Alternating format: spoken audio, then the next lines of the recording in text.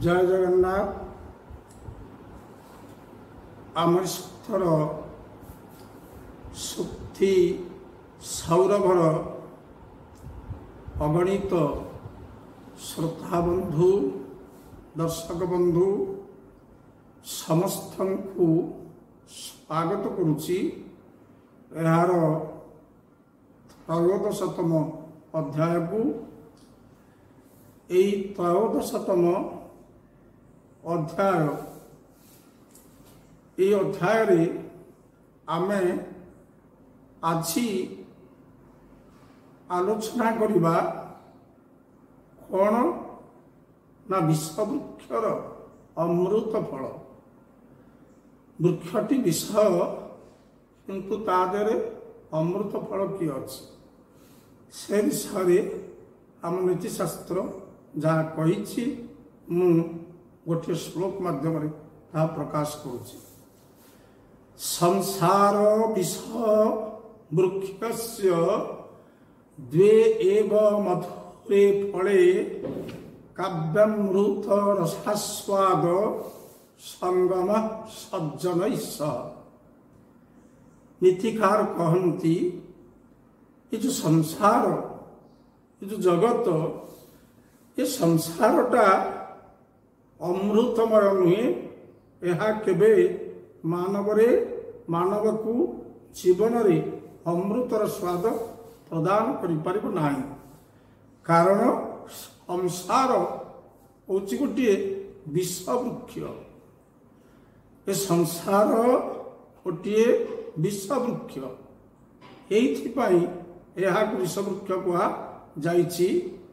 संसारी मनुष्यटीए निजर परिवार को चलाइबा पाई बा निजर आवश्यकता को पूरण करिबा पाई नाना प्रकार माया जंजाल भितर आबद्ध हो जाए बांधी हो जाए एवं निजर कामना वासना को पूरण करिबा पाई से एकादश इंद्रिय और षडरिपु एमानंकर वशवर्ती हो जाए।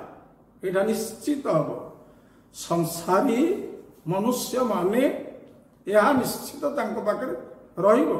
से माने इंद्रियर वशवर्ती एवं षड रिपुंकर वशवर्ती।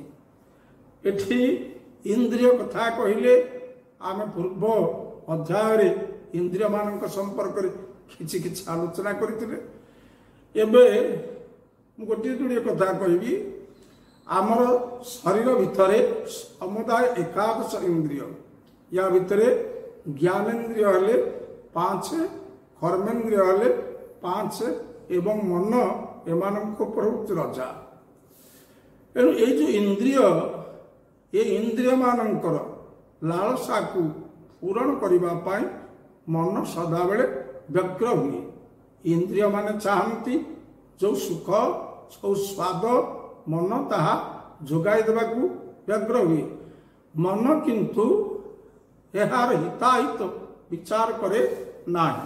मनटा होची आपणकर सबुठारु चंचल सबुठारु चंचल। से केबे स्थिर नुहे सर्वदा विचलित विभिन्न दिगरे। एणु इंद्रिय मानकर वासना को पूरण करिबा पाई मन व्यग्र होता है। जेपरी जिह्वा मधुर स्वाद आस्वादन करने को इच्छा करे। कर्ण मधुर स्वर मधुर गीत शुणा को चाहे। आखि सुंदर दृश्य एवं सुंदर छवि देखा को चाहे। चर्म एपरी कोमल मृदु स्पर्श पाइबा को इच्छा करे। एमान तो ज्ञानेन्द्रिय। या बादे आम शरीर भितर अच्छी 5टी कर्मेन्द्रिय। से भी निज निजर सुख सुविधा को चाहती जहाँ को मन पूरण करे। या व्यतीत आउ रही 6टी रिपु। ये 6टी पदार्थ बा 6टी गुण मनुष्यर रिपु भाव शास्त्र पुराण रे वर्णित है। रिपु शब्दर अर्थ ରିପୁ ଶବ୍ଦର ଅର୍ଥ ହେଉଛି ଯେ ଶତ୍ରୁ। ମଣିଷର ଶତ୍ରୁ ବାହାରେ କୋଉଠି ନାହିଁ, ମଣିଷର ଶତ୍ରୁ ତା ଭିତରେ ଅଛି। ଶତ୍ରୁଟା କିଏ ତାହେଲେ? କାହାକୁ ଆମେ ଶତ୍ରୁ ବୋଲି କହିବା? ଜଣେ ଶତ୍ରୁ ନାହିଁ, ଛଅଟା ଶତ୍ରୁ ମଣିଷର ଶରୀର ଭିତରେ ରହିଛନ୍ତି। ଶତ୍ରୁ ଗୁଡ଼ିକ କିଏ? ଏକରେ ହେଲେ କାମ, ତାପରେ କ୍ରୋଧ, ଲୋଭ, ମୋହ, ମଦ, ମାତ୍ସର୍ଯ୍ୟ। କାମ, କ୍ରୋଧ, ଲୋଭ, ମୋହ, ମଦ, ମାତ୍ସର୍ଯ୍ୟ, ଏ ଛଅଟି ହେଉଛନ୍ତି ମନୁଷ୍ୟର ପରମ ଶତ୍ରୁ ଏବଂ ଚିର ଶତ୍ରୁ। ଜୀବନ ଥିବା ପର୍ଯ୍ୟନ୍ତ ଏମାନେ ଶତ୍ରୁ ପରି ଲାଗିଥାନ୍ତି। ଏମାନଙ୍କୁ ଆମେ ଗୋଟି ଗୋଟି କରି ଅନୁଶୀଳନ କରି ଦେଖିବା। କାମ, କାମ ବୋଇଲେ କାମନା ବା ବାସନା। ଏ ଯେଉଁ କାମନା ବାସନା ଇଏ କୌଣସି ବ୍ୟକ୍ତିକୁ ଛାଡ଼ି ନାହିଁ। ବ୍ୟକ୍ତି ମାତ୍ରେ ସମସ୍ତଙ୍କର କାମନା ଅଛି। କାମନା କେବେ ତୃପ୍ତ ହୁଏ ନାହିଁ। ଏଥିପାଇଁ ମୁଁ ଅନ୍ୟ ଏକ ଉଦାହରଣ ଦେଇପାରେ। ଆପଣମାନେ ଲକ୍ଷ୍ୟ କରିବେ, ଗୋଟିଏ ଶ୍ଲୋକ କହୁଛି ସଂସ୍କୃତରୁ। ନିଃସ୍ୱ ମୁଷ୍ଟି ଶତଂ ସଥି ଦଶଶତଂ ଲକ୍ଷଂ ସହସ୍ରା ଦୀପ ଲକ୍ଷେଶ କ୍ଷିତିପାଳତାଂ କ୍ଷିତିପତି ଚକ୍ରେଶ୍ୱରତ୍ୱଂ ପୁନଃ ଚକ୍ରେଶ ପୁନରିନ୍ଦ୍ର ବଂଶିତ ପଦೋ ଇନ୍ଦ୍ରୋପି ବ୍ରହ୍ମା ପଦಂ ବ୍ରହ୍ମା ଶୈବ ପଦಂ ଶିବೋ ହରିପଦಂ ତ୍ୱାସାବଧିକଂ ଗତଃ। ତେବେ ଶ୍ଲୋକ କହୁଛି, ନିଃସ୍ୱ, ଯାହାର କିଛି ନାହିଁ, ବିଲକୁଲ କିଛି ନାହିଁ, ସେ ଚାହୁଁଛି ମୁଷ୍ଟି ଶତମ୍, 100 ମୁଠା ଯଦି ମୋର ହେଇଯାଆନ୍ତା ତାହେଲେ ମୋର ତାହା ଯଥେଷ୍ଟ ହୁଅନ୍ତା, ପ୍ରଚୁର ହୁଅନ୍ତା। 100 ମୁଠା ହେଇଗଲା, 100 ମୁଠା ତାକୁ ମିଳିଗଲା। 100 ମୁଠା ମିଳିଲା ପରେ 100 ମୁଠାରେ ତା ମନଟା ପରିତୃପ୍ତ ହେଲାନି। ସେ କ'ଣ କଲା? ସଥି ଦଶଶତମ୍, ସେ କହିଲା 100ରେ କାମ ନାହିଁ, ଯଦି 1000 ହେଇଯିବ, 10 ଏମାନେ ଯଦି 1000 ହେଇଯିବ, ମୋର ଆଉ କିଛି ଦରକାର ନାହିଁ। ହେଲା, କାଳକ୍ରମେ 1000ରେ ସେ ପହଞ୍ଚିଲା, 100ରୁ 1000ରେ ପହଞ୍ଚିଲା। 1000 ପହଞ୍ଚିବା ପରେ 1000ରେ ବି ତା କାମନା ପୂରଣ ହଉନି। 1000 ପହଞ୍ଚିଲା ପରେ ସେ ଆହୁରି ଅଧିକ ଆଶା କରୁଛି। କ'ଣ ନା, ମୋର ଲକ୍ଷ୍ୟ ହୁଅନ୍ତା, ଲକ୍ଷ୍ୟ ବି ହେଇଗଲା। ଲକ୍ଷ୍ୟ ହବା ପରେ କାମନା ପୂରଣ ହଉନି। ଲକ୍ଷ୍ୟ କ୍ଷିତିପାଳତାମ୍, ଲକ୍ଷପତି ହବା ପରେ ଏ ବିଚାର କରୁଛି, ମୁଁ କ୍ଷିତିପାଳ ହେଇଯାନ୍ତି। କ୍ଷିତି କହିଲେ ଭୂମି, ଭୂମିପାଳ କହିଲେ ରାଜା। ମୁଁ ଗୋଟେ ରାଜା ହେଇଯାନ୍ତି, ଗୋଟେ ରାଜକ୍ଷମତା ଅଧିକାରୀ ମୁଁ ହେଇଯାନ୍ତି। କାଳକ୍ରମେ ତା ବି ପ୍ରାପ୍ତ ହେଲା, ରାଜା ହେଇଗଲା। ରାଜା ହେଇଯିବା ପରେ ପୁନଃ ତାର ଆଶା ପୂରଣ ହଉନି, ତା କାମନା ପୂରଣ ହଉନାହିଁ। ସେ ଚିନ୍ତା କରୁଛି, ରାଜା ହେଲେ କ'ଣ ହବ? ଗୋଟେ ଚକ୍ରବର୍ତ୍ତୀ ହୁଅନ୍ତି। ଚକ୍ରବର୍ତ୍ତୀ ପୁରାଣରେ 6 ଜଣ ମାତ୍ର ହେଇଛନ୍ତି। ଚକ୍ରବର୍ତ୍ତୀ କହିଲେ ସମୁଦାୟ ବିଶ୍ୱର ରାଜାମାନଙ୍କ ଉପରେ ଯେ ମୁଖ୍ୟ ପ୍ରଧାନ ହେଇଥାନ୍ତି, ସେ ହେଉଛନ୍ତି ଚକ୍ରବର୍ତ୍ତୀ। ଏଣୁ ରାଜପଦରୁ ସେ ଚାହିଁଲା ଚକ୍ରବର୍ତ୍ତୀ ପଦ। ଯଦି ଚକ୍ରବର୍ତ୍ତୀ ହେଇଗଲା, ଚକ୍ରବର୍ତ୍ତୀ ହେବା ପରେ ବି ତା ଆଶା ପରିତୃପ୍ତ ହଉନି, ତା କାମନା ପୂରଣ ହଉନି। ସେ ଭାବୁଛି ଚକ୍ରେଶ ପୁନରିନ୍ଦ୍ର ବଂଶିତ ପଦମ୍, ଇନ୍ଦ୍ର ପଦକୁ ସେ ବାଞ୍ଛା କରୁଛି। ମୁଁ ଇନ୍ଦ୍ର ହୁଅନ୍ତି। ଇନ୍ଦ୍ର ହେଲେ କ'ଣ ହବ? ସ୍ୱର୍ଗମର୍ତ୍ତ୍ୟ ପାତାଳ 3 ପୁରର ଲୋକପାଳ ଏଇକିରି ମୁଁ ରହନ୍ତି ଦେବରାଜ ଇନ୍ଦ୍ର। ଇନ୍ଦ୍ର ପଦ ପାଇଗଲା। ଇନ୍ଦ୍ର ପଦ ପାଇବା ପରେ ବିଚାର କରୁଛି, ଆହୁରି ପୁଣି କାମନା, ଆହୁରି ପୁଣି ଉଚ୍ଚକୁ ଯିବାର ଅଛି। ସେ କାମନାକୁ ଆଖି ଆଗରେ ରଖିକିରି ସେ ପୁଣି ଭାବୁଛି, ମୁଁ ବ୍ରହ୍ମା ହେଇଯାନ୍ତି। ବ୍ରହ୍ମା ହେଇଗଲା। ବ୍ରହ୍ମା ହେଲା ପରେ ଭାବିଲା, ମୁଁ ଶିବ ହେଇଯାନ୍ତି। ଶିବ ହେଇଗଲା। ଶିବ ହେଲା ପରେ ଭାବିଲା, ହରିପଦମ୍, ମୁଁ ହରି ହେଇଯାନ୍ତି। ସ୍ୱୟଂ ନାରାୟଣ ପରମ ବ୍ରହ୍ମ ବିଷ୍ଣୁ ଭଗବାନ ମୁଁ ହେଇଯାନ୍ତି। ତା ବି ହେଇଗଲା। ହେଲେ ମଧ୍ୟ ଆଶା ତା ଆଶାଟା ମେଣ୍ଟିଲା ନାହିଁ, କାମନା ପୂରଣ ହେଲା ନାହିଁ। ସେ ଭାବୁଛି ଯଦି ୟା ପରେ ଆଉ କିଛି ଅଛି ବିଷ୍ଣୁଙ୍କ ଉପରେ, ସେଇଟା ବି ମୋର ଦରକାର। ଏଣୁ ଏ ଶ୍ଲୋକରୁ ଆମେ ଏତିକି ମାତ୍ର ଜାଣିବା ଯେ ଏ ଯୋଉ ଆଶା କେବେ ପୂରଣ ହେଇନାହିଁ। ତେଣୁ ମଣିଷ ଆଶାର ଅନୁଧାବନ କରେ, ଆଶାର ପଛେ ପଛେ ଧାଏ, କିନ୍ତୁ ଜାଣିବା ଦରକାର ଆଶା ହଉଛି ମରୀଚିକା, ମୃଗତୃଷ୍ଣା। ଯେପରି ଏ ଆମର ମରୁଭୂମି ମାନଙ୍କରେ ଦେଖାଯାଏ ମରୀଚିକା, ବିସ୍ତୃତ ବାଲୁକା ପ୍ରାନ୍ତର ମରୀଚିକା ଦେଖାଯାଉଥିବ। ଖରା ଦିନେ ବିଶେଷତଃ ଦେଖାଯାଏ ମୃଗତୃଷ୍ଣା। ତାକୁ ଜଳଜ୍ଞାନ କରି ସେତେବେଳେ ଏ ତୃଷାର୍ତ ପଥିକଟିଏ ଧାଏ ମରୀଚିକା ଆଗକୁ ଆଗକୁ ଆଗକୁ ଆଗକୁ ଘୁଞ୍ଚି ଘୁଞ୍ଚି ଯାଏ ଏବଂ ତୃଷାର୍ତ ପଥିକର ଆଶା ବିଫଳ ହେଇଯାଏ। ଏଣୁ ମାନବର ଇଏ ଯୋଉ କାମନା, ଏ କାମନାର ଅନୁଧାବନ କରିବା ହଉଛି ମରୀଚିକାର ଅନୁଧାବନ। କାରଣ କାମନା କେବେ ହେଲେ ପୂରଣ ହବ ନାହିଁ। ଆଉ ଯେତେ ଦିନ ପର୍ଯ୍ୟନ୍ତ ମନୁଷ୍ୟର କାମନା ମନ ଭିତରେ ରହିଛି, ସେତେ ଦିନ ପର୍ଯ୍ୟନ୍ତ ତାର ସୁଖ ନାହିଁ, ତାର ଶାନ୍ତି ନାହିଁ। ଏଣୁ ବୁଦ୍ଧଦେବଙ୍କର ବାଣୀ ଅନୁସାରେ କାମନାର ବିନାଶରେ ଦୁଃଖର ବିନାଶ। ସବୁଦିନ ମଣିଷ ମନରୁ କାମନାଟା ମରିଯିବ, ସେଇଦିନ ମଣିଷ ଦୁଃଖ ବୋଲି କିଛି ରହିବ ନାହିଁ। ମଣିଷ ପ୍ରକୃତ ସୁଖକୁ ସେଇଦିନ ପାଇବ। ଆଉ ଯେତେ ଦିନ ପର୍ଯ୍ୟନ୍ତ କାମନା ରହିଛି, ଏତେ ଦିନ ପର୍ଯ୍ୟନ୍ତ ମଣିଷର ଦୁଃଖ ନିଶ୍ଚିତ ରହିଛି। ଇଏ ତ ହେଲା କାମ କଥା। କ୍ରୋଧ, ଏ ଯୋଉ କ୍ରୋଧ କଣ ନା, କ୍ରୋଧ ବୈବସ୍ୱତ ରାଜା। କ୍ରୋଧ ହଉଛି ବୈବସ୍ୱତ ରାଜା।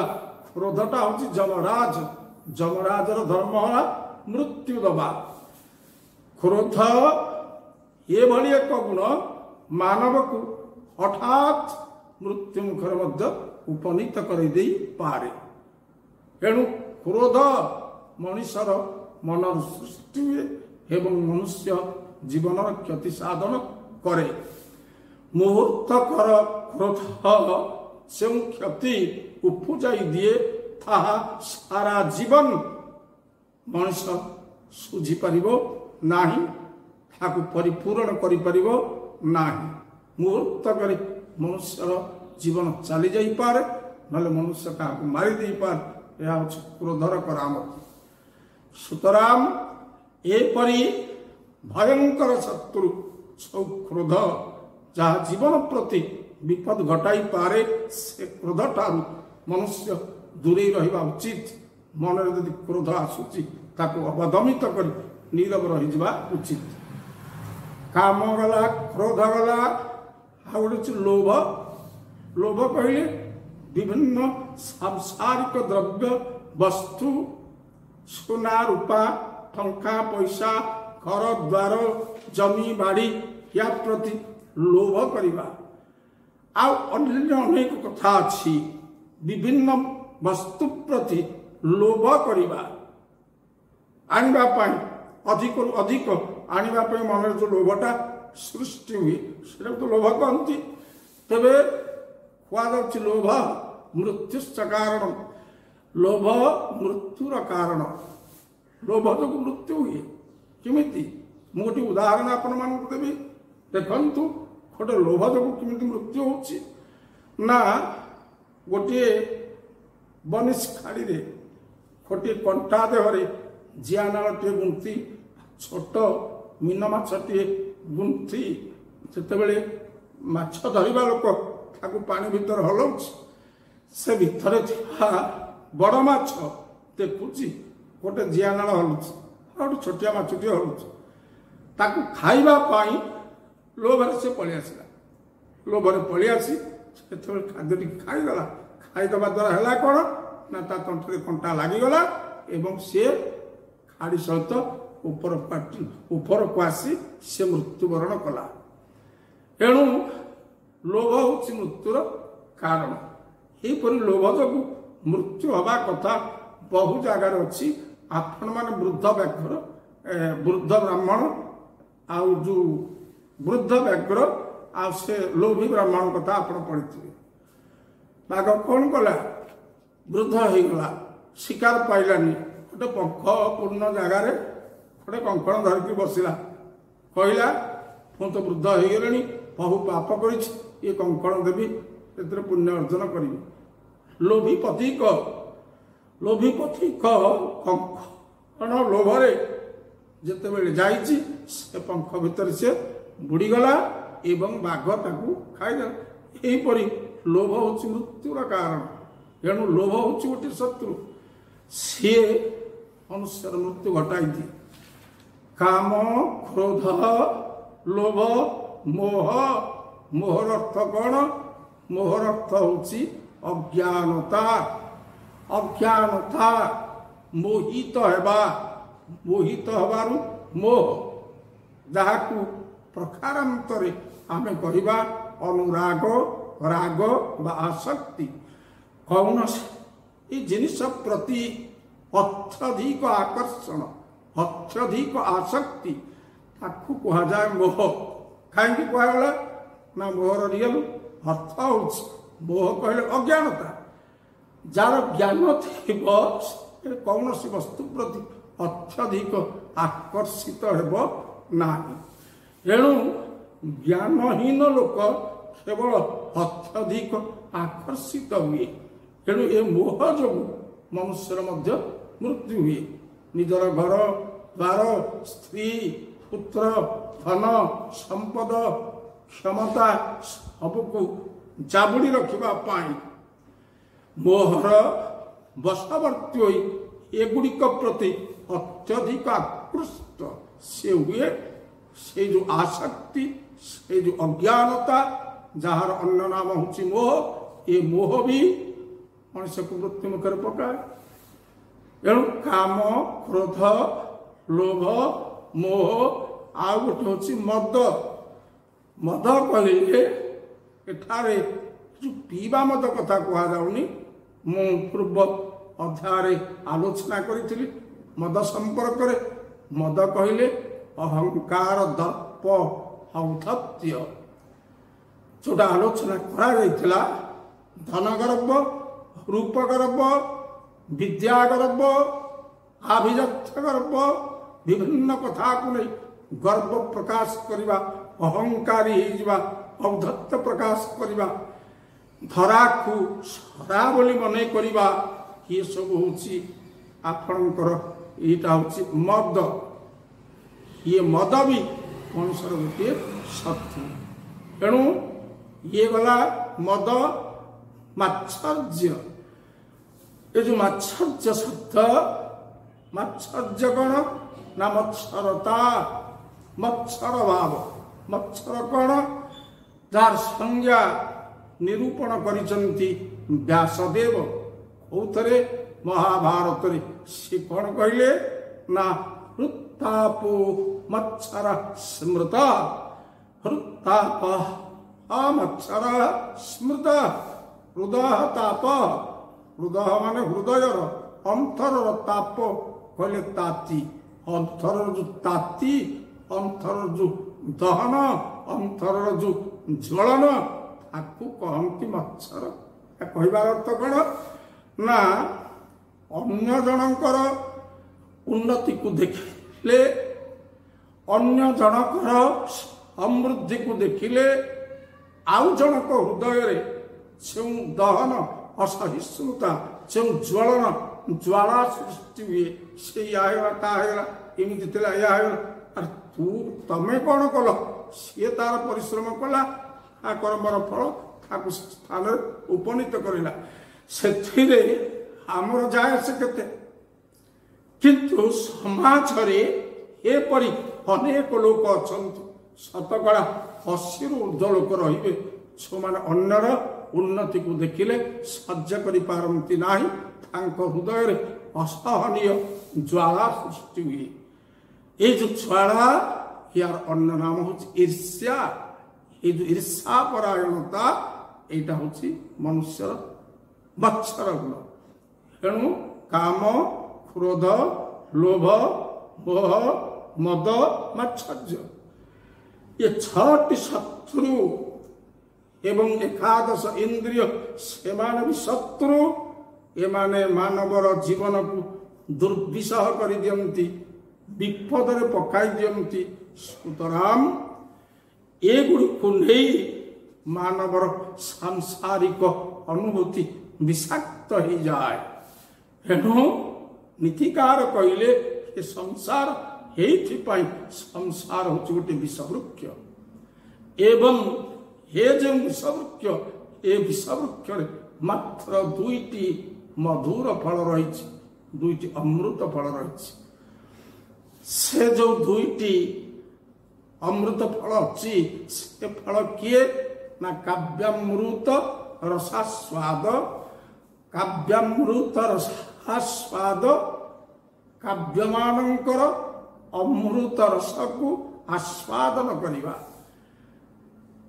ଏ ଭାଷା ସୃଷ୍ଟି ହେବା ଦିନ ଠାରୁ ଆଜି ପର୍ଯ୍ୟନ୍ତ କବିମାନଙ୍କର ବିଭିନ୍ନ ଭାଷାରେ ଯେତେ କାବ୍ୟ ରହିଛି ସେଇ କାବ୍ୟ, ନାଟକ, ଗଳ୍ପ, ଉପନ୍ୟାସ, ପ୍ରବନ୍ଧ ଇତ୍ୟାଦିକୁ ଅଧ୍ୟୟନ କରି ତାରୁ ରସ ଆସ୍ୱାଦନ କରିବା ହେଉଛି ଗୋଟେ ଅମୃତ ଫଳ, ସେଇଟା ହେଉଛି ଗୋଟେ ମଧୁର ଫଳ। এই କାବ୍ୟରେ ରସ ରହୁଛି 8ଟି ରସ ମୁଖ୍ୟତଃ କୁହାଯାଉଛି। ବିଶ୍ୱନାଥ କବିରାଜ ସାହିତ୍ୟ ଦର୍ପଣରେ କହିଛନ୍ତି, ଶୃଙ୍ଗାର, ହାସ୍ୟ, କରୁଣ, ରୌଦ୍ର, ବୀର, ଭୟାନକା, ବିଭତ୍ସାଦ ଭୂତ ସଂଜ୍ଞୌ ଚେତ୍ୟଷ୍ଟୌ କାବ୍ୟେ ରସାସ୍ମୃତା। 8ଟା ରସ। ୟା ବାଦେ ଆଉ ସେ କହିଛନ୍ତି ଶାନ୍ତୋପି ନବମୋ ରସ। ଶାନ୍ତ ରସ ବୋଲି ଗୋଟିଏ ନବମ ରସ ଅଛି। ୟା ବାଦ ପୁନଶ୍ଚ କହୁଛନ୍ତି ଗୋଟିଏ ବୈରାଗ୍ୟ ରସ ଆଉ ଗୋଟିଏ ବାତ୍ସଲ୍ୟ ରସ। ଏହିପରି ସାହିତ୍ୟ ଦର୍ପଣକାର ବିଶ୍ୱନାଥ କବିରାଜଙ୍କ ମତରେ ରସ ହେଉଛି 11ଟି। ଆମେ ଯେଉଁ କାବ୍ୟ ଗୁଡ଼ିକ ଅଧ୍ୟୟନ କରୁ এই কাব্য ଗୁଡ଼ିକ ରସପୁଷ୍ଟ। ବିଭିନ୍ନ ସ୍ଥାନରେ ବିଭିନ୍ନ ରସର ବର୍ଣ୍ଣନା କରାଯାଇଛି ଏବଂ ଏ ରସ ଗୁଡ଼ିକ କବିମାନଙ୍କର ଲେଖନୀର ଚାତୁରୀ, କଳ୍ପନାର ଚାତୁରୀ ଏବଂ ଲେଖନ ଶୈଳୀରେ ଏ ରସ ଗୁଡ଼ିକ ଫୁଟି ଉଠେ। ସେହି ସାହିତ୍ୟ ଦର୍ପଣରେ ରସକୁ କାବ୍ୟର ଆତ୍ମା କୁହାଯାଇଛି।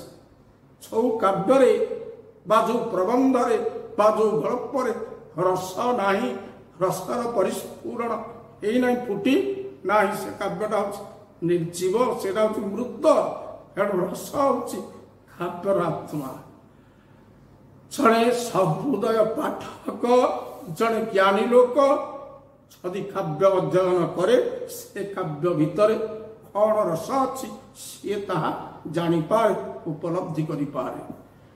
ମୁଁ କହିବାର କଥା ହେଉଛି ସମଗ୍ର ଭାରତ ବର୍ଷରେ ସର୍ବପ୍ରଥମ ଭାଷା ଥିଲା ସଂସ୍କୃତ। କେବଳ ଭାରତର ନୁହଁ, ସାରା ପୃଥିବୀର ପ୍ରଥମ ଭାଷା ଥିଲା ସଂସ୍କୃତ। ଏ ଯେଉଁ ସଂସ୍କୃତ ଭାଷାରେ ବ୍ୟାସ ଲେଖିଲେ 18 ପୁରାଣ, 18ଟା ପୁରାଣ ଲେଖିଲେ ବ୍ୟାସ।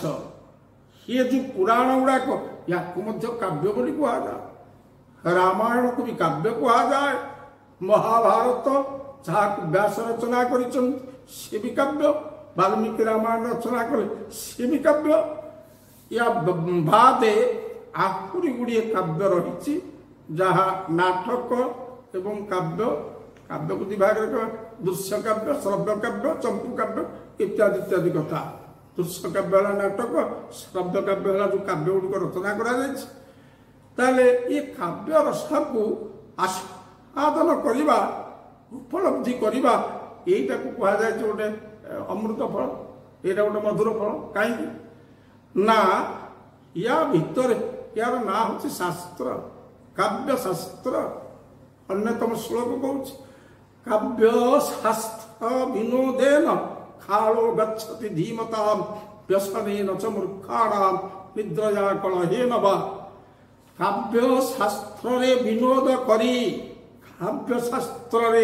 କାବ୍ୟ ଶାସ୍ତ୍ରକୁ ରମଣ କରି କାବ୍ୟ ଶାସ୍ତ୍ର ସହିତ ଖେଳି ଧୀମାନ କହିଲେ ବୁଦ୍ଧିମାନ ବିଜ୍ଞ ଲୋକଙ୍କର ସମୟ ଯାଏ, କିନ୍ତୁ ମୂର୍ଖମାନଙ୍କର ସମୟ ନିଦ୍ରା କଳହ ବିଳାସ ବ୍ୟସନ ଏଥିରେ ମୂର୍ଖମାନଙ୍କର ସମୟ ଅତିବାହିତ ହୁଏ। ଥରେ ଜଣେ ପଣ୍ଡିତ କହିଲେ, ଜଣେ ପଚାରିଲେ ଆପଣ କ'ଣ କରୁଛନ୍ତି, ସମୟ କେମିତି ଯାଉଛି? ପଣ୍ଡିତ ଉତ୍ତର ଦେଲେ, ମାଘେ ମେଘେ ଗତଂ ବୟ, ମୋର ବୟସଟା ମାଘ କାବ୍ୟ ଆଉ ମେଘଦୂତ କାବ୍ୟରେ ସରିଗଲା। ତାମାନେ କାବ୍ୟରେ କ'ଣ ଅଛି ଏଥିରୁ ଆପଣମାନେ ଅନୁମାନ କରନ୍ତୁ, ସେ ମାଘ କାବ୍ୟ ହଉ କି ସେ ମେଘଦୂତ କାବ୍ୟ ହଉ ବା ଅନ୍ୟ କାବ୍ୟ ହଉ, ତା ଭିତରେ କ'ଣ ଅଛି। ଏଣୁ ଏ କାବ୍ୟର ଅନ୍ୟ ନାମ ହେଉଛି ଶାସ୍ତ୍ର। ଶାସନାତ୍ ତ୍ରାୟତେ, ମୁଁ କହିଥିଲି ଶାସନ କହିଲେ ଉପଦେଶ ଶିକ୍ଷା ଦେଇ ସେ ଜଗତକୁ ତ୍ରାଣ କରେ, ବ୍ୟକ୍ତିକୁ ତ୍ରାଣ କରେ, ସମାଜକୁ ତ୍ରାଣ କରେ, ରକ୍ଷା କରେ, ତାର ନାମ ହେଉଛି କାବ୍ୟ ଶାସ୍ତ୍ର। ତେବେ କହିବାର କଥା, ଏ ଯେଉଁ ପୁରାଣ ଗୁଡ଼ିକ ୟା ଭିତରେ ଆମେ ଅନେକ ଶିକ୍ଷା ପାଉ। କ'ଣ ଶିକ୍ଷା ପାଉ ନା ଆମେ ରାମ ପରି ହେବା, ରାବଣ ପରି ନୁହେଁ। ଆମେ ଯୁଧିଷ୍ଠିର ପରି ହେବା, ଦୁର୍ଯ୍ୟୋଧନ ପରି ନୁହେଁ। ଏ ଯେଉଁ ମହନୀୟ ଶିକ୍ଷା ଆମକୁ କାବ୍ୟ ଭିତରୁ ମିଳିଥାଏ ଏବଂ ଦୃଷ୍ଟାନ୍ତ ଆକାରରେ ବହୁଳ ଭାବରେ ଦେଖାଇ ଦିଆଯାଇଥାଏ। ଏ ପୁରାଣ ମାନଙ୍କରେ ଯେଉଁମାନେ କୁପଥଗାମୀ, ଯେଉଁମାନେ ଅବାଟର ବାଟୋଇ ହେଇଛନ୍ତି ଜୀବନ ଭିତରେ, ସେମାନଙ୍କର ଅବସ୍ଥା କ'ଣ ହେଇଛି, ଆଉ ଯେଉଁମାନେ ଧର୍ମ ପଥର ପଥିକ ହେଇଛନ୍ତି ସେମାନଙ୍କର ଅବସ୍ଥା କ'ଣ ହେଇଛି। ୟାର ଯେଉଁ ତଫାତ୍, ଗୋଟେ ଅବାଟର ବାଟୋଇ ଆଉ ଗୋଟେ ଧର୍ମ ବାଟର ବାଟୋଇ, ଖରାପ ରାସ୍ତାର ବାଟୋଇ ଆଉ ଗୋଟେ ନ୍ୟାୟ ମାର୍ଗର ଧର୍ମ ମାର୍ଗର ବାଟୋଇ, ୟା ଭିତରେ ରହିଯାଉଛି ଘୋର ପ୍ରଭେଦ। ଏଣୁ ରାବଣ ପରି, ଦୁର୍ଯ୍ୟୋଧନ ପରି, କଂସ ପରି, ଶିଶୁପାଳ ପରି ଅବାଟରେ ଅପଥରେ ଯେଉଁମାନେ ଯାଇଛନ୍ତି ସେମାନଙ୍କର ହେଇଛି ପତନ। ଆଉ ଯୁଧିଷ୍ଠିରଙ୍କ ପରି, କୃଷ୍ଣଙ୍କ ପରି, ରାମଙ୍କ ପରି ଯେଉଁମାନେ ଆଦର୍ଶ ମାର୍ଗରେ ଯାଇଛନ୍ତି, ଭଲ ବାଟରେ ଚାଲିଛନ୍ତି, ସେମାନଙ୍କର ହେଇଛି ଉତ୍ଥାନ ଜୀବନରେ, ସେମାନଙ୍କର ଅଭ୍ୟୁଦୟ ହେଇଛି। ସେମାନଙ୍କୁ ସଂସାର ଭିତରେ ଭଗବାନଙ୍କର ଅବତାର ବୋଲି ଆଖ୍ୟା ଦିଆଯାଇଛି। ତେବେ ମୋ କହିବାର କଥା ହେଉଛି, ଅନେକ ମତ ବ୍ୟକ୍ତ କରନ୍ତି, ବିଭିନ୍ନ ସ୍ଥାନରେ ମତ ମଧ୍ୟ ପ୍ରଶ୍ନ କରାଯାଇଛି ଯେ କାବ୍ୟ ଶାସ୍ତ୍ର ବୋଲି ଆପଣ ଯାହା କହୁଛନ୍ତି, ଏ ପୁରାଣ କାବ୍ୟ ଶାସ୍ତ୍ର ରାମାୟଣ ମହାଭାରତ, ୟା ଭିତରେ ଗୁଡ଼ିଏ ଅପ୍ରାସଙ୍ଗିକ ଅବାସ୍ତବ କଥା ରହିଛି, ଯାହା ବିଶ୍ୱାସ ଯୋଗ୍ୟ ନୁହେଁ ବା ଯାହା କେବେ ସମ୍ଭବ ନୁହେଁ। ଗୋଟେ ଏକ୍ଜାମ୍ପଲ, ଗୋଟେ ଉଦାହରଣ, ସେ ହନୁମାନ ତା ପର୍ବତରେ ଗୋଟେ ଗୋଟେ ରୋମରେ ଗୋଟେ ପର୍ବତ ବାନ୍ଧୁଥିଲେ। ଏଇଟା କେତେ ଦୂର ସମ୍ଭବ? ଗୋଟେ ପର୍ବତର ଆର ଯେଉଁ ଚଉଡ଼ାଟା ଓସାରଟା ଏଇଟା କେତେ ହବ, ଆର ହାଇଟ୍ କେତେ ହବ, ତାକୁ ରୁମରେ ଗୁଡ଼େଇବା ପାଇଁ ଗୋଟେ ପର୍ବତ ଗୋଟେ ରୁମରେ ରହିଲେ ଆଉ ଗୋଟେ ଜାଗାରେ କ'ଣ ଆଉ ଗୋଟେ ପର୍ବତ କେମିତି ରହିବ? ଏଇଟା କେମିତି ସମ୍ଭବ ହେଲା? ଏଇପରି ଅନେକ ଅପ୍ରାସଙ୍ଗିକ କଥା, ଅନେକ ଅବାସ୍ତବ କଳ୍ପନା ଏ ପୁରାଣ ଭିତରେ ରହିଛି। ତେଣୁ କାହିଁକି ଆମେ ପୁରାଣ ପଢ଼ିବୁ? ପୁରାଣ ଆମକୁ କ'ଣ ଶିକ୍ଷା ଦେବ? ଏହାର ଗୋଟେ ଆପଣଙ୍କୁ ମୁଁ ଗୋଟେ ନିଷ୍ପତ୍ତି ଦେବି, କେତେ ଦୂର ଗ୍ରହଣୀୟ ଆପଣମାନେ ତାକୁ ବିଚାର କରିବେ। ଯେ କୌଣସି ଦରକାରୀ ଆବଶ୍ୟକୀୟ ମୂଲ୍ୟବାନ ବସ୍ତୁକୁ ରକ୍ଷା କରିବା ପାଇଁ କିଛି ଅଦରକାରୀ ଆବରଣର ଆବଶ୍ୟକତା ଥାଏ। ଅଦରକାରୀ ଆବରଣ ହିଁ ଦରକାରୀ ବସ୍ତୁକୁ ରକ୍ଷା କରେ। କହିବାର ଅର୍ଥ, ଆପଣ ବଜାରକୁ ଯାଉଛନ୍ତି, ପାଚଲା କଦଳୀ ଆଣୁଛନ୍ତି, ପଣସ ଆଣୁଛନ୍ତି, ଆମ୍ବ ଆଣୁଛନ୍ତି, କାକୁଡ଼ି ଆଣୁଛନ୍ତି, ଯେଉଁ ଫଳ ଗୁଡ଼ିକ ଆଣୁଛନ୍ତି, ଆପଣ ତାର ଚୋପା ଖାଉଛନ୍ତି କି? ଚୋପା ତ କେହି ଖାଉନି। କଦଳୀର ଚୋପା କିଏ ଖାଉଛି? ନା ପଣସ ଚୋପା କିଏ ଖାଉଛି? ନା ଆମ୍ବ ଚୋପା କିଏ ଖାଉଛି? ଚୋପାଟା ହେଲା ତାର ଆବରଣ। ଏ ଚୋପାଟା ଏଇଟା ହଉଛି ଅଦରକାରୀ। ଚୋପାର ଆବଶ୍ୟକତା କିଛି ନାହିଁ, କିନ୍ତୁ ଯଦି ସେ ଅଦରକାରୀ ଚୋପାଟି ନ ରହିବ ତାହେଲେ ଦରକାରୀ ରସଟିକି ରଖିବ କିଏ? ଏହି କାରଣରୁ ଗୁଡ଼ାଏ ଅପ୍ରାସଙ୍ଗିକ ଅବାସ୍ତବ ପରି ଲାଗୁଥିବା କାହାଣୀକି ରଚନା କରି ତାରି ଭିତରେ ସାର ସ୍ୱରୂପ ରଖାଯାଇଛି। କାହାକୁ? ନା ମାନବ ସମାଜ ପାଇଁ ମହନୀୟ ଶିକ୍ଷାକୁ ରଖାଯାଇଛି। ଏହା ତ ଡାଇରେକ୍ଟ କହିଲେ ଶିକ୍ଷାଟାକୁ କିଏ ଗ୍ରହଣ କରିପାରେ ନପାରେ, ତେଣୁ ମନୋରଞ୍ଜନ ଧର୍ମୀ ଗଳ୍ପ ମାଧ୍ୟମରେ ଅବାସ୍ତବ କଳ୍ପନା ରଖି ତା ଭିତରେ ବହୁତ ଶିକ୍ଷା ରଖି ଦିଆଯାଇଛି। ଯାହା ମୁଁ କହିଲି, ଆମେ ରାମ ପରି ହବୁ, ରାବଣ ପରି ହବୁ ନାହିଁ, ଆମେ କୃଷ୍ଣଙ୍କ ପରି ହବୁ, କଂସ ପରି ହବୁ ନାହିଁ। ତେଣୁ ଅବାସ୍ତବ ଚିନ୍ତା ତା ଭିତରେ ରହିବ ନିଶ୍ଚିତ। ତରକାରୀ ହେଉଛି ତାର ଯେଉଁ ରସ, ଏ ରସକୁ ରଖିବା ପାଇଁ ବାନ୍ଧିକିରି ଗୋଟେ ଅଦରକାରୀ ଆବରଣ ରହିଥାଏ। ତେବେ ମୋଟାମୋଟି ରୂପେ ମୁଁ କହୁଛି, ଏ ଯେଉଁ କାବ୍ୟ କଥା ମୁଁ କହୁଛି, କାବ୍ୟଶାସ୍ତ୍ର କାବ୍ୟ ରସାମୃତ ସ୍ୱାଦ, ଏ ଯେଉଁ କାବ୍ୟ ରସ ଆକୁ ଆସ୍ୱାଦନ କରିବା, ଏଇଟା ହେଉଛି ଗୋଟେ ମଧୁର ଫଳ, ଅମୃତ ଫଳ। କେମିତି? ଆମର ସଂସ୍କୃତରେ କୁହାଯାଇଛି, ଅଷ୍ଟାଦଶ ପୁରାଣେଷୁ ବ୍ୟାସସ୍ୟ ବଚନଦ୍ୱୟଂ ପରୋପକାର ସ୍ୱର୍ଗାୟ ପାପାୟ ପରପୀଡ଼ନମ୍। ଏ ହେଲା ସାର। ଅଷ୍ଟାଦଶ ପୁରାଣ, 18ଟା ପୁରାଣ ଲେଖିଲେ ବ୍ୟାସ। କୋଉଥିରେ କେତେ ଶ୍ଲୋକ? କେବଳ ଭାଗବତ ହେଉଛି 18,000 ଶ୍ଲୋକ, ମହାଭାରତ 1,00,000 ଶ୍ଲୋକ, ଆଉ ଅନ୍ୟ ପୁରାଣ ମାନଙ୍କ କଥା ଛାଡ଼ନ୍ତୁ। ଏଣୁ ବ୍ୟାସ ଏତେ ଶ୍ଲୋକରେ କୋଉ କାହାଣୀକି ଉପସ୍ଥାପନା କଲେ, ମହାଭାରତ ହଉ କି ପୁରାଣ କାହାଣୀ ହଉ, ଯାହା ସବୁ ବାଢ଼ି ଦେଇକରି ଗଲେ, ତା ଭିତରେ ବହୁ ସୂକ୍ତି, ବହୁ ନୀତି ଶିକ୍ଷା, ବହୁ ଉପଦେଶ ତା ଭିତରେ ଲାଇନ୍ ଲାଇନ୍ ହେଇକି ରହିଛି, ଯାହାକୁ ଆମେ ସୂକ୍ତି ସୌରଭ ମାଧ୍ୟମରେ ବି ପ୍ରକାଶ କରୁଛୁ। ତେଣୁ ବ୍ୟାସଙ୍କର ଅଷ୍ଟାଦଶ ପୁରାଣ ଭିତରେ ଯୋଡ଼ିଏ କଥା ସେ କହିଦେଇ ଗଲେ। ଏ ଦୁଇଟା କଥା କ'ଣ? ନା ପରୋପକାର ସ୍ୱର୍ଗାୟ, ଯେଉଁ ମଣିଷ ପରର ଉପକାର କରେ ତାର ସ୍ୱର୍ଗ ପ୍ରାପ୍ତି ହୁଏ। ପାପାୟ ପରପୀଡ଼ନମ୍, ଆଉ ଯିଏ ପରକୁ ପୀଡ଼ା ଦିଏ, ପରକୁ କଷ୍ଟ ଦିଏ, ସିଏ ପାପୀ ଏବଂ ତାର ନରକଗତି ହେଇଥାଏ।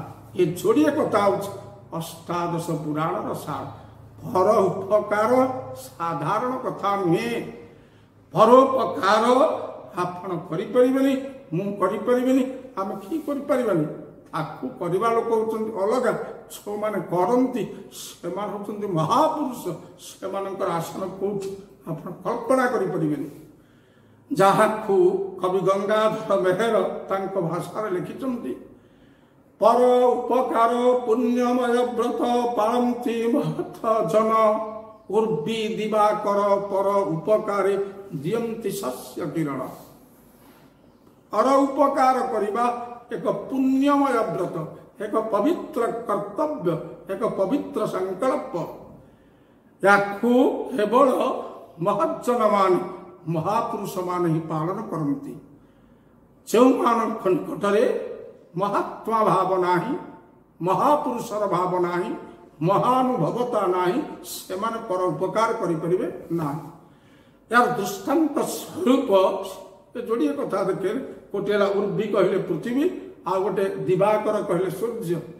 ଦିନ ରାତି ପର ଉପକାର ଦିଅନ୍ତି ଶସ୍ୟ କିରଣ। ପୃଥିବୀ ଶସ୍ୟ ଦଉଛି, ଆପଣମାନେ ବିଚାର କରିପାରିବେ, ଶସ୍ୟ ଦଉଛି ମାନେ ସେ କ'ଣ ଦଉଛି? ସାରା ଜଗତକୁ ଜୀବନ ଦଉଛି ପୃଥିବୀ। ଏ ମାଟି এইଥିପାଇଁ ମହାପଦ ବାଚ୍ୟ ପ୍ରାଣୀ ଜଗତ, ଉଦ୍ଭିଦ ଜଗତ ସମସ୍ତଙ୍କୁ ଅନ୍ନ ଦଉଛି ମାଟି ମା। ସବୁଦିନ ଦଉଛି, କୋଉ ଦିନ ବି ମନା କରିନି। ତେଣୁ ଏଇଟା ହଉଛି ଗୋଟେ ପର ଉପକାର ପୃଥିବୀର। ଆଉ ସୂର୍ଯ୍ୟ କ'ଣ ଦିଅନ୍ତି? ନା କିରଣ। ସୂର୍ଯ୍ୟ किरण दौरान से संपर्क आलोचना कले बहुत कथा है। सूर्य किरण आमर कौन कर सूर्य किरण आमर कौन कर सूर्य किरण केवल प्राणी मान बंचेनी उद्भिद मान बंचे विज्ञान पिला पढ़ुं सूर्य रश्मि शक्ति द्वारा वृक्षर पत्र होची तार हांडीसा से तार खाद्य प्रस्तुत होपर सूर्य आमको आलोक दौर तेज दौर सूर्य जो जलचक्र साहाय्य भूपृष्ठर जलराशि आकाश को उत्तोलित हो मेघ संचारित वर्षा होद्वारा वृष्टि द्वारा शस्य उत्पत्ति हो सूर्यर उपकारिता पृथ्वीर उपकारिता सूर्य पृथ्वी ये कौन साधारण ये होती असाधारण ये मान किड़े महान से महनीय चरित्र आधार जो व्यक्तित्व माने समाज से माने ही उपकार करती। एणु व्यासंकर कहवा कथा अष्टादश पुराण भीतर जोड़े कथा लिखिले परोपकार स्वर्गाय पापाय परपीडनम पर को जंत्रणा कष्ट पीड़ा दबा न कर कारण एवं से हुए पापी आउ परर उपकार करिवार जो पुण्य से पुण्य रे प्राणीटीए मृत्यु परे नरक मुख न देखी आर स्वर्ग प्राप्ति एटा।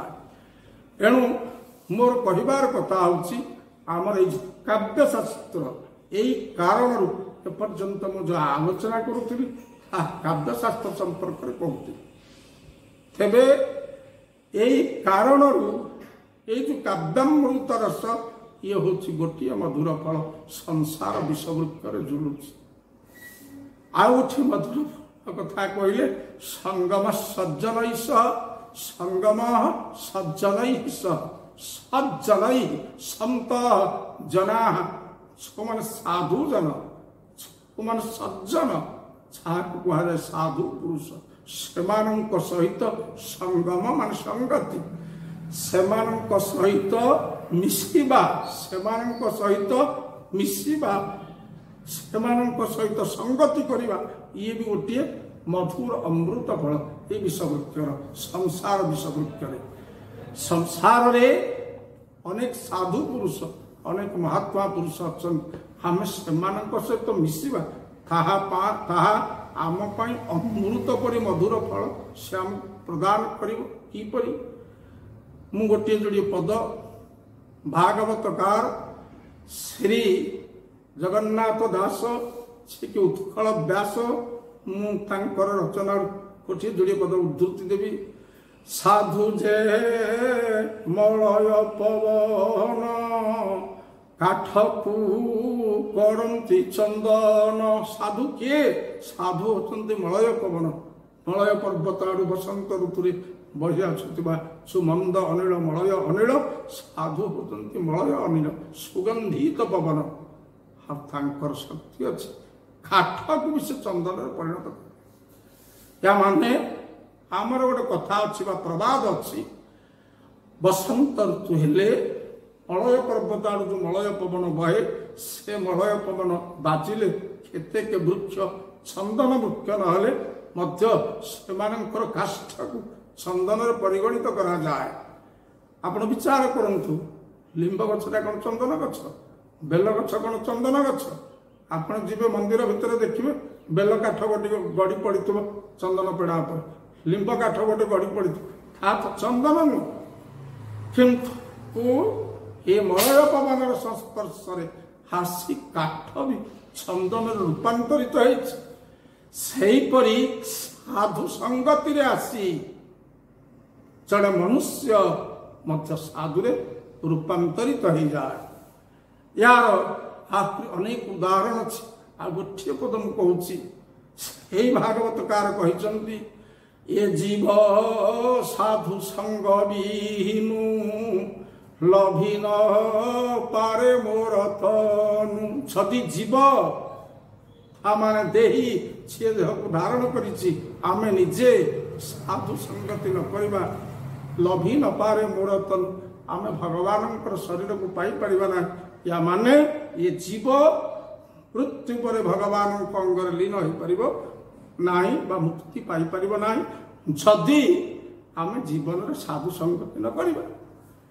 या जगत गुरु आदि शंकराचार्य मोह उत्तर छड़िए धाड़ी लिखिं कौन लिखिले क्षणमिह सज्जन संगति रेखा भवती भवार्णव तरणे नौका क्षणम इह सज्जन संगति से कहते सज्जन संगतिर कौन गोटे तात्पर्य अच्छे आम सज्जन मान सहित केते दिन मिसिबा मास मास वर्ष वर्ष कि सारा जीवन शंकराचार्य कहले आदि शंकर क्षणम कोटिए क्षण कोटिए मुहूर्त सज्जन संगति व्यक्तिर चरित्र आने परिवर्तन अधिक दरकार नहीं प्रकृत साधुर संगति यदि जड़े व्यक्ति गोटे क्षण भी पाए से क्षण करे तार चरित्र आसी जाए विराट परिवर्तन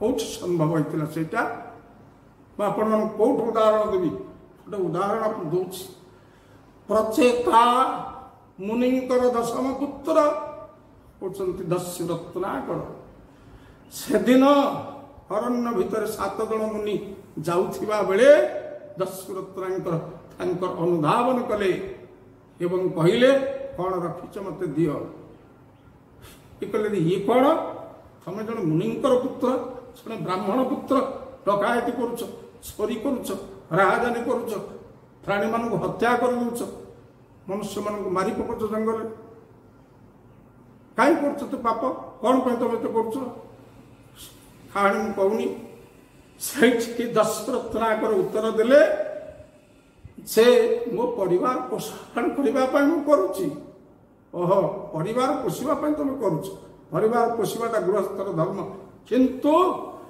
या द्वारा तुम जो पाप अर्चन करुच जीव हिंसा करी प्राणी हत्या करी अन्य धन को लुंठन करी तुम जो पाप करुच ये पापटा परिवार पाई करुच तुम ये पापर तुम परिवार वर्ग भागिक पछाड़ी दिखे आस आम अपेक्षा कर गला पछाड़ा ये परिवार समस्ते कौन कहले कौन पापं तवैव तत्सर्वं वयं तु फल भागिना व्यास लिखिंट अध्यात्म रामायण परिवार उत्तर देले पापं तवैव तत्सर्वं से समुदाय पाप तमर आमे क्या मारुचु कि आमे कहीं पाप करूँ आमे जदि क्या मारू था आमको पाप लगे तमें मारिक आनुच आम कौन कहते मारिक आनबनी आसगला परिवर्तन बा सब परिवार मुहर दाना दवापाई मु जंगल भितर तो पाप करुच्ची नारकीय लीला लगे ये परिवार मना कर मो पापर से भागिना से परिवार मोर किए शंकराचार्य कहले खाते कांता कस्ते पुत्र संसार मतिव विचित्र हर तो स्त्री किए और पुआ किए ये संसार विचित्र संसार क्षण यह सज्जन संगति रेखा भवती भवर्णव तरणे नौका आपण मानू यही उदाहरण देली क्षण मात्र सज्जन संग अधिक समय दरकार नहीं क्षणक भितर परिवर्तन दशरत्नाकर सी पुणी महर्षि वाल्मीकि वाह कि परिवर्तन से दशरत्नाकर वाल्मीकि मुनि असंभव संभव हो जाऊँ क्षणे सारा जीवन आवश्यक ना तेणु जो क्षणे साधु संगति कले एत परिवर्तन आसी जाए जड़े मनीष सारा जीवन साधु संगति कर कि प्रकार परिवर्तन होटा आप कल्पना करेंगे कहले संगमा सज्जन साधु मान सहित संगति जहाँ मुक्ति प्रदायक होता है ये साधु संगति करवा ये होछि मानव मानक पई संसार विषवृक्ष झुलुथिबा द्वितीय फल मधुर फल एणु यही आपण मान विचार करंतु आजिर समाजर गति कुआड़े नीति कुआड़े अन्याय अनीति ଦୁର୍ନୀତି, ଲାଞ୍ଚ, ମିଛ, ଜୁଆ, ମଦ୍ୟପାନ, ନାନା ପ୍ରକାର ନିଶା, ଗୁଣ୍ଡ ସେବନ, ଏ ଭିତରେ ଆଜିର ସମାଜ ଡୁବିବାକୁ ବସିଛି। ଏ ସମାଜରେ ଉଜ୍ଜଳ ଚରିତ୍ର ସମ୍ଭବ ହବ କେମିତି? ମୁଁ ଯୋଉଟା ଆଲୋଚନା କରୁଥିଲି, ଆମ ଇନ୍ଦ୍ରିୟ ଲାଳସା ଆଉ ଆମର ଯୋଉ ଷଡ଼ରିପୁ, ଏମାନଙ୍କ ଯୋଗୁଁ ସଂସାରଟା ବିଷାକ୍ତ ହେଇଥାଏ। ଏ ଯୋଉ ମଦ ପିଇବା, ଜୁଆ ଖେଳିବା ଇତ୍ୟାଦି କଥା, ଏହା ସମ୍ପର୍କରେ ମନୁ କହିଛନ୍ତି, ମନୁ ମହର୍ଷି କହିଛନ୍ତି, ନ ମଦ୍ୟ ଭକ୍ଷଣେ ଦୋଷ, ନ ମାଂସେ ନ ଚ ମୈଥୁନେ ପ୍ରଭୃତି ରେଷ ଭୂତାନାଂ ନିବୃତ୍ତିସ୍ତୁ ମହାଫଳା। ଏହା କାହିଁକି କହିଲେ ନା ନ ମଦ୍ୟ ଭକ୍ଷଣେ ଦୋଷ। ମନୁ କହିଦେଲେ ସେ ମଦ୍ୟପାନ କଲେ କିଛି ଦୋଷ ନାହିଁ, ନ ମାଂସେ ମାଂସ ଭୋଜନ କଲେ କିଛି ଦୋଷ ନାହିଁ, ନ ଚ ମୈଥୁନେ ସେହିପରି ନାରୀ ସଙ୍ଗତି କଲେ କିଛି ଦୋଷ ନାହିଁ। କାହିଁକି ନା ପ୍ରବୃତ୍ତି ଏସବୁ ଭୂତାନାଂ, ଭୂତ କହିଲେ ପ୍ରାଣୀ, ଏହା ପ୍ରାଣୀମାନଙ୍କର ସହଜାତ ପ୍ରବୃତ୍ତି। ଏମାନେ ପ୍ରାଣୀମାନଙ୍କର ଏଇଟା ଗୋଟେ ପ୍ରବୃତ୍ତି ବା ଗୁଣ। କିନ୍ତୁ ତା ପରେ ପରେ କହୁଛନ୍ତି ନିବୃତ୍ତିସ୍ତୁ ମହାଫଳା। ଯଦି ଏଥିରୁ ପ୍ରାଣୀ ନିବୃତ୍ତ ହେଇଯାଅ ସେ ମହାନ ଫଳ ଲାଭ କରେ। ଯଦି ଏଇଟା ଦୋଷାବହ ନୁହେଁ, ଖାଲି ନିବୃତ୍ତି କଥା କାହିଁକି କହିଲେ? ଏ କହିଲେ ପ୍ରାଣୀର ଗୁଣ ଆସିବ, କିନ୍ତୁ ତମେ ନିବୃତ୍ତ ହେଇଯାଅ, ଏଥିରୁ ନିବୃତ୍ତି ନେଇଯାଅ। ନିବୃତ୍ତି ନେଇଗଲେ ତମେ ମହାନ ଫଳ ପାଇବ। ଏଠି ମନୁ କହିନାହାନ୍ତି ସେ ତମେ ମଦ ଖାଅ, ମାଂସ ଖାଅ, ମୈଥୁନ କର, ଏକଥା କହିନାହାନ୍ତି। ଏଇଟା ପ୍ରାଣୀର ପ୍ରବୃତ୍ତିରୁ ହୁଏ, କିନ୍ତୁ ନିବୃତ୍ତିସ୍ତୁ ମହାଫଳ, ଏଥିରୁ ନିବୃତ୍ତ ହେଲେ ମହାନ ଫଳ ମିଳେ। ଅତଏବ ଏଥିରୁ ନିବୃତ୍ତ ହେବା ପାଇଁ ଆମ୍ଭମାନଙ୍କୁ ଆମ ଜୀବନରେ ଏ ଯୋଡ଼ିଏ ଫଳକୁ ଆମେ ଗ୍ରହଣ କରିବା। ଆମର ସମୟ ଯେତେବେଳେ ବି ହେଉଛି ବିଭିନ୍ନ କାବ୍ୟଶାସ୍ତ୍ର ଆମେ ଅଧ୍ୟୟନ କରିବା, ତାର ଅମୃତ ରସ, ତାର ଉପଦେଶ, ତାର ଶିକ୍ଷା, ତାର ନୀତିକୁ ଆପଣାର କରିନେବା ଏବଂ ସମାଜରେ ଯେଉଁମାନେ ସାଧୁ ପୁରୁଷ, ଯେଉଁମାନଙ୍କ ନିକଟରେ ମହାନୁଭବତା ଅଛି, ସାଧୁ ପୁରୁଷ, ସେମାନଙ୍କର ସହିତ ସମ୍ପର୍କ ରଖି ସେମାନଙ୍କର ଶିକ୍ଷା, ସେମାନଙ୍କ ଦୀକ୍ଷାରେ ଦୀକ୍ଷିତ ହୋଇ ଆମ ଚରିତ୍ରରେ ଆମେ ପରିବର୍ତ୍ତନ ଆଣିପାରିବା। ଆମେ ଦସ୍ୟୁ ରତ୍ନାକର ବାଲ୍ମୀକି ହେଇପାରିବା। ଆଜିର ଶକ୍ତି ସୌରଭ କାର୍ଯ୍ୟକ୍ରମ ଆମରି ସତ୍ୟ ଅନୁଷ୍ଠାନର ୟାର ମାଧ୍ୟମରେ ଆମେ ସମାଜକୁ ଏହି ଶକ୍ତିର ଏହି ସୌରଭ ବିତରଣ କରି ଯାଉଛୁ। କ'ଣ? ସଂସାର ବିଷବୃକ୍ଷସ୍ୟ ଦ୍ୱେବ ମଧୁରୀ ଫଳେ କାବ୍ୟାମୃତର ସାସ୍ୱାଦ ସଙ୍ଗମ ସଜ୍ଜନୈଷ। ଜୟ ଜଗନ୍ନାଥ।